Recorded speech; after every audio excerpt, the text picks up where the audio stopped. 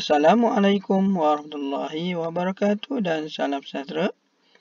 Pada kali ini, saya akan terangkan berkaitan dengan inflasi dan pengangguran dari segi kita menjawab soalan-soalan yang berkemungkinan boleh ditanya di dalam peperiksaan.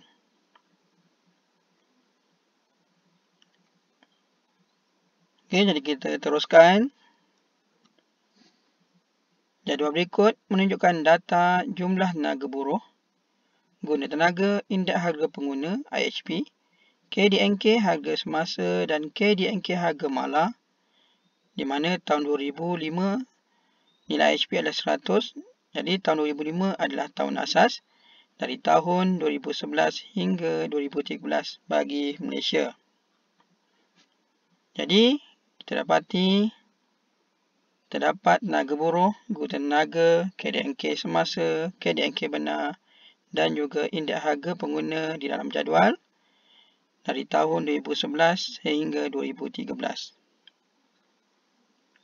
Baiklah, kita teruskan. Yang pertama, daripada data-data yang diberi, kita perlu hitung jumlah penganggur pada tahun 2011 hingga 2013. Okay, jadi kita nak kira jumlah penganggur. Jadi kerana yang kita nak kira dalam tempoh 3 tahun, jadi kita boleh menjawab dalam bentuk jadual, di mana untuk mengira jumlah penganggur adalah jumlah tenaga buruh perlu ditolak dengan jumlah guna tenaga. Okey, jadi ini adalah data berkaitan tenaga buruh dan guna tenaga.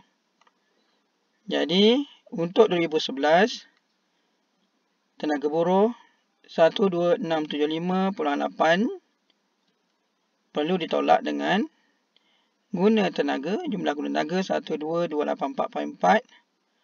Maka kita dapat jumlah pengangguran atau jumlah penganggur 391.4. Jadi perlu ada unit iaitu 1000 orang. Kalau kita kira 391.4, juga kita boleh terus saja 391.400 orang sahaja. So, apa yang berlaku pelajar? Sekiranya dijawab 391.4, perlu meletakkan unit, iaitu 1000 orang. Dan bagi 2012 sebanyak 396.400 orang. Manakala 2013 413.500 orang. Jadi kalau soalan bentuk begini, boleh kira banyak tahun dalam jadual. Apa yang perlu ada? Yang pertama, mesti ada formula. Kemudian, tunjukkan satu contoh kira. Dan jawapan boleh ditulis dalam jadual sahaja.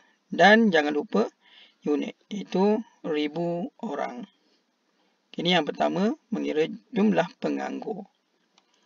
Dan yang kedua, soalan juga boleh tanya tentang kadar pengangguran pada tahun 2012. Kadar pengangguran. Jadi kadar dalam bentuk peratus, iaitu kita boleh guna formula jumlah tenaga buruh ditolak dengan jumlah guna tenaga bahagi dengan jumlah tenaga buruh darab 100. Ataupun kita juga boleh mengira menggunakan jumlah penganggur dibahagi dengan jumlah tenaga buruh darab dengan 100. Okey, jadi dalam data kita dah ada jumlah penganggur, kita masukkan 396,400 bahagi dengan jumlah tenaga buruh pada tahun 2012 iaitu 131,196,000 darab dengan 100. Maka kita dapat kadar pengangguran adalah 3.02%.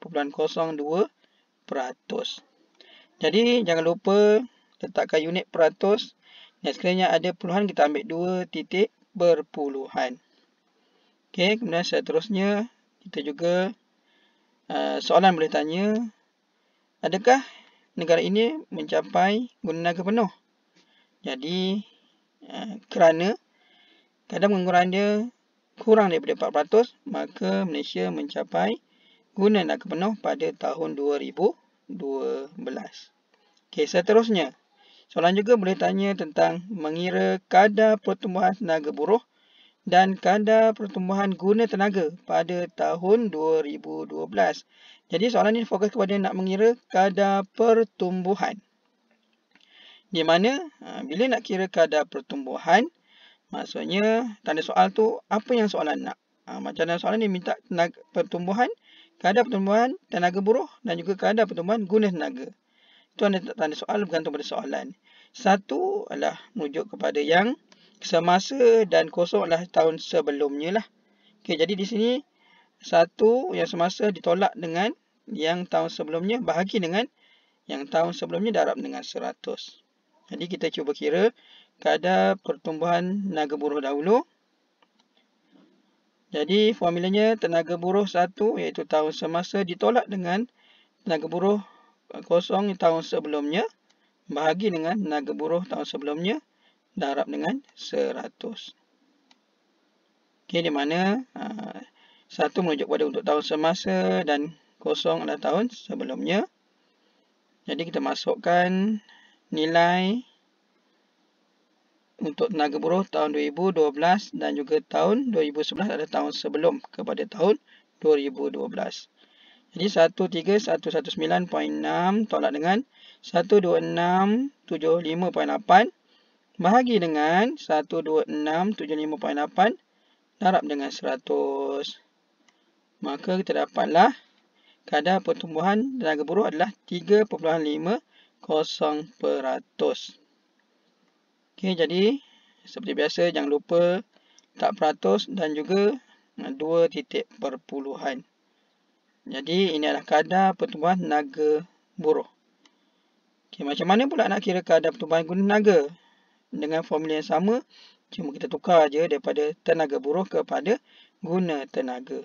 Iaitu guna tenaga 1 tahun semasa ditolak dengan guna tenaga kosong tahun sebelumnya dibahagi dengan guna tenaga tahun sebelumnya darab dengan 100.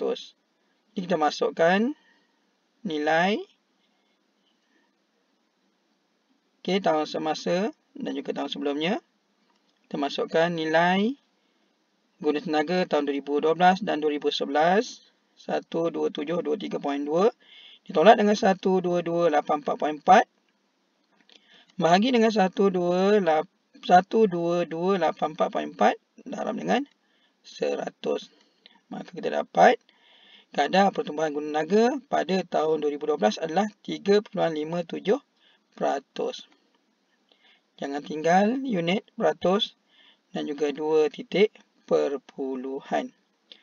Jadi ada 4 soalan yang berkemungkinan boleh ditanya berkaitan dengan pengangguran ataupun tenaga buruh atau guna tenaga. Kita teruskan dengan soalan seterusnya, iaitu hitung kadar inflasi bagi tahun 2012. Kadar inflasi. Jadi untuk mengira kadar inflasi, kita guna formula IHP 1 ditolak dengan IHP kosong bahagi dengan IHP kosong darab dengan 100. Okey, di mana IHP 1 adalah tahun semasa, IHP tahun semasa dan IHP kosong adalah tahun sebelumnya. Okey, itu adalah nilai berkaitan dengan IHP untuk tahun 2012 dan 2011. Kita masukkan 125.25 ditolak dengan 124.39 bahagi dengan 124.39 darab dengan 100. Okey, jadi kita dapat 0.69%. Okey, satu lagi, IHP kosong ni sekiranya diberi dalam jadual ada beberapa tahun seperti mana yang terdapat pada data kita 2011 sehingga 2013. Ada 3 tahun. Jadi untuk yang macam ni kita akan guna IHP kosong adalah tahun sebelumnya.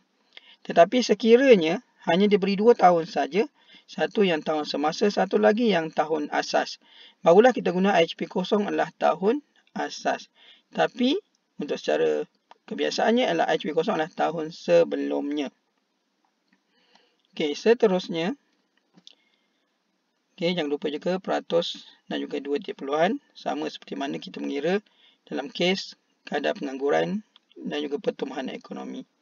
Pertumbuhan guna tenaga dan pertumbuhan tenaga buruh. Kita teruskan dengan yang kedua, iaitu mengira indeks harga pengguna pada tahun 2013.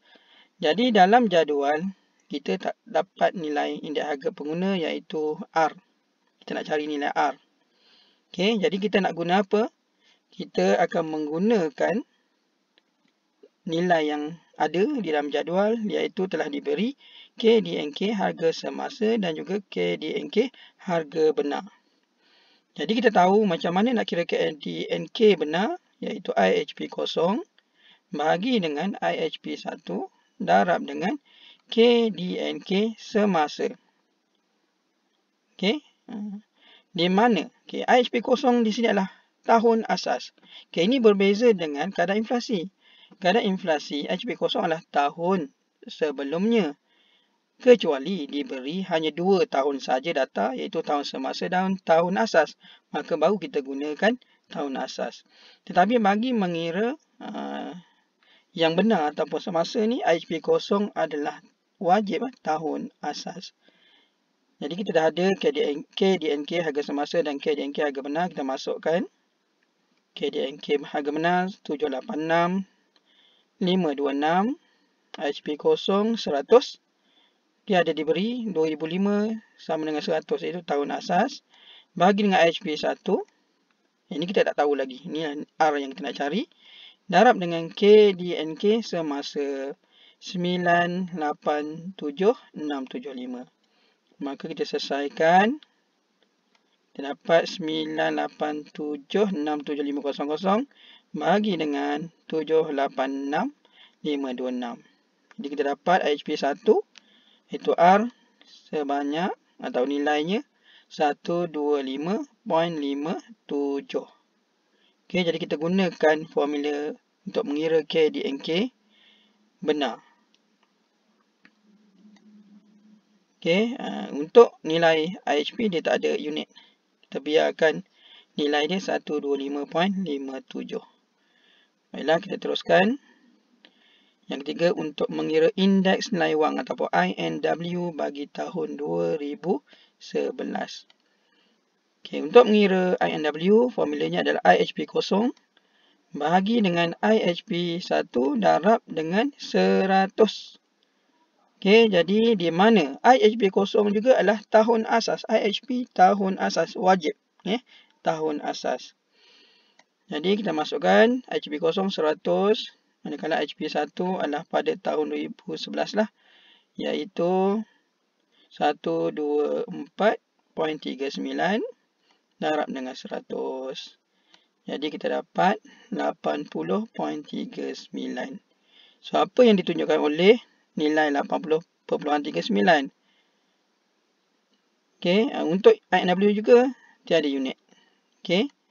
So 80.39 ini menunjukkan nilai wang telah menurun atau merosot 19.61% berbanding dengan tahun asas.